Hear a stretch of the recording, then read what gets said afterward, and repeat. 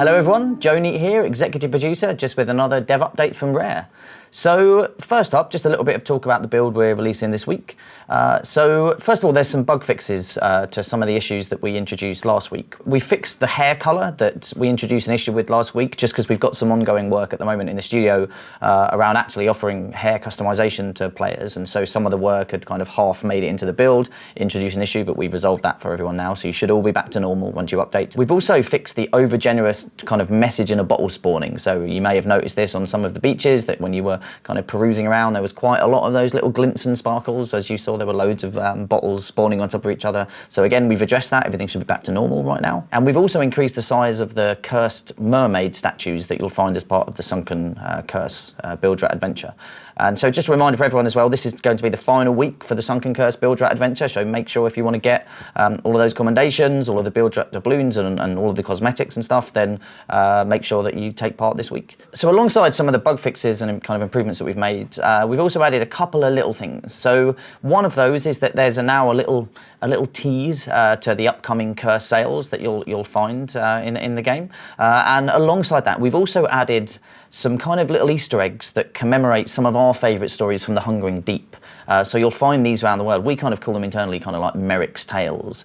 So, you know, Merrick has recognised some of the cool stuff that players have been up to, and he's left some little lore books around and some little mementos. So yeah, that should be fun for people to discover and see the kind of things that we found to be most fun and enjoyable and kind of creative and stuff. So yeah, looking forward to people discovering those. One thing we're very conscious of recently is that we've started introducing kind of issues into the build with some of our updates when we've been updating the game recently, and that's something that we really don't want to do. Obviously, every time we update the game, we want to be fixing stuff, we want to be adding new features, and we just want to be taking the game forward. Every time we get feedback that, hey, something's broken, like obviously that really frustrates us too as the game creators, not just you, the players. And so we've had a lot of discussions about this internally around how do we improve our process of getting builds out to players. So right now we're right in the thick of those discussions. We're looking at how we get a little bit more time testing the build itself prior to it going out, and that will be both internally, kind of using our test team, but also looking at how we use pioneers better to ensure that we reduce as much risk around getting a build out to all of our player base. So expect news, expect updates on that coming soon. Really what it means though is that we're going to have a little bit more of a lead time between when we make a change and it gets out to players, so that we can ultimately guarantee that we get that testing time. We love being able to swiftly make changes and get them out to our players, but we also know that we want to keep everything stable and everything working as designed. So working really hard on that, loads of discussions. It's quite a complicated process, but we're making really good kind of steps through it. So you'll see more on that soon, and you should see the stability of the builds improve. So really passionate about that and making sure that we address that. So thanks for all the feedback on this. So obviously we released the teaser trailer for Curse Sales yesterday, and that seems to have gone down great. It's like I really loved that trailer, and actually because I was away on holiday, and by the time I came back it was already well in progress. So I'd seen the script originally, and then I didn't for once give loads of feedback to all of our video team throughout this. So I actually got to see it for the first time the same day it was released. I purposely kind of waited, and I love the trailer itself. I think it really gives a really good sense of what's kind of coming as part of the Curse Sales campaign. I love the humour in it, and I think the music and the sound effects are absolutely incredible. Right?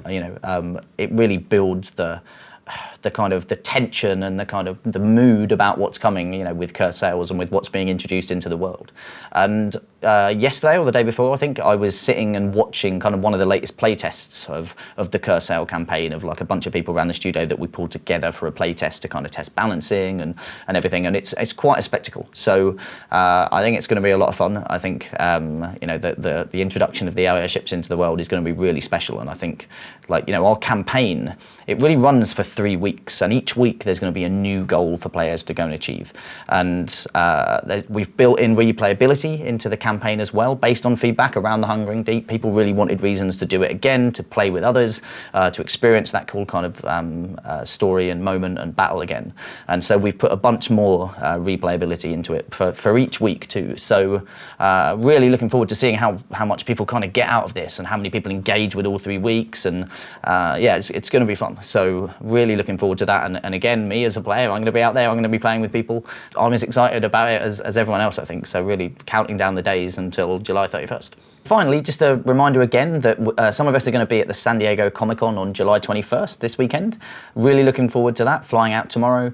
And it's going to be a fun panel, I think. So we're going to touch on some stuff that we haven't really talked about too much before. So you may have seen Adam and Pete talking about like the extended universe of Sea of Thieves in a video recently, and we really want to dig into that, into the lore of Sea of Thieves. And so this can be the lore that's in game, it can be the lore that's in the lore book, in some of the comics, and even in some of the upcoming novel. So we'll be talking a little bit about that and really digging into the details of what Sea of Thieves is, where it is, the history of it, and and tying together some of the stuff you may have read in novels, some of the stuff you see in game, and how that all connects. So that should be a really fun topic. And we've also got Freddie Prinze Studio hosting, which is awesome. I think he's going to be a great host. He's obviously a massive fan of Sea of Thieves.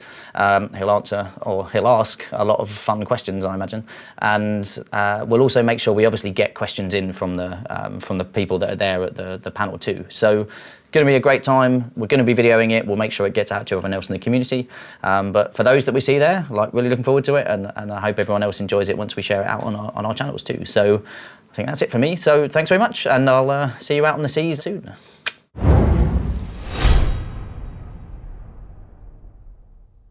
Thank you very much for watching. If you want to stay up to date with everything Sea of Thieves, then subscribe to our channel and click that little ship's bell for all those notifications. Cheers. Don't worry, I'll just wait here. I'm not doing much anyway. Couple of good videos there if you want to watch.